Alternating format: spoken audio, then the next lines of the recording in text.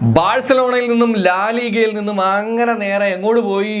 അങ്ങ് French league, ഏത് നമ്മുടെ ഫാമേഴ്സ് ലീഗിലേക്ക് പോയ മെസ്സിയെ കൊണ്ട് ഒന്നും കൂട്ടിയിട്ട് കൂടുണ്ടായിരുന്നില്ല.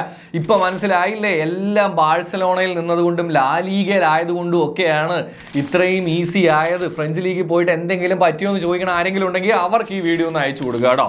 കാര്യം അവർക്കാണ് ഇതിനകത്ത് താഴെ നല്ല രീതിയിൽ കമന്റ് ചെയ്യാൻ പറ്റുള്ളൂ എന്നാണ് ഞാൻ വിചാരിക്കുന്നത്. ആൻഡ് നമ്മുടെ കണ്ടന്റ്സ് കാര്യങ്ങളൊക്കെ ഇഷ്ടമാണെന്നുണ്ടെങ്കിൽ ഒന്ന് കൂടെ കൂടുക എന്ന് ഓർമ്മിപ്പിച്ചുകൊണ്ട് കാര്യത്തിലേക്ക് കിടക്കണം. അപ്പോൾ ഇതിനകത്ത് ഒരു ഇൻട്രസ്റ്റിംഗ് ആയിട്ടുള്ള കാര്യം എന്താണെന്ന് വെച്ച് കഴിഞ്ഞാൽ, ഇവർ ഈ പറയുന്ന ഫാമേഴ്സ് ലീഗ്, ഫ്രഞ്ച് ലീഗിൽ 2021-22 ടോപ്പ് അസിസ്റ്റ് പ്രൊവൈഡർ, ആ ലീഗിലെ ടോപ്പ് അസിസ്റ്റ് പ്രൊവൈഡർ എംബാപ്പെ ആണെന്നുണ്ടെങ്കിൽ അതിൽ രണ്ടാമത് നിന്ന ആളുടെ പേര് എന്താണെന്നുള്ളത് ഇവരൊന്ന് പറഞ്ഞാൽ മതി.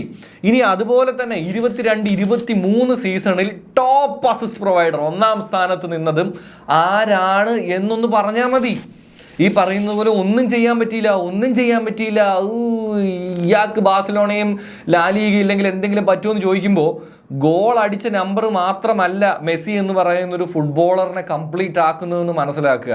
അതാണ് നിങ്ങളുടെ എല്ലാവരുടെയും ഏറ്റവും പ്രശ്നം. പിന്നെ പലപ്പോഴും നിങ്ങളുടെ ഫേവറേറ്റ് പ്ലെയറിനെ ഏറ്റവും ബെസ്റ്റ് ആണെന്ന് കാണിക്കാൻ വേണ്ടി അതിൻ്റെ അപ്പുറത്ത് മെസ്സിയുടെ എന്തെങ്കിലും നെഗറ്റീവ് പറയുന്നതിനേക്കാളും കൂടുതലായിട്ട് നിങ്ങൾക്ക് എന്താണ് പോസിറ്റീവ് ഉള്ളത് എന്ന് പറയുക.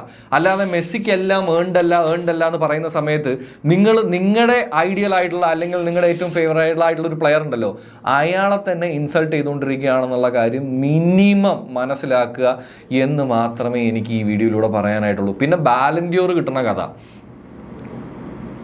പറയാം.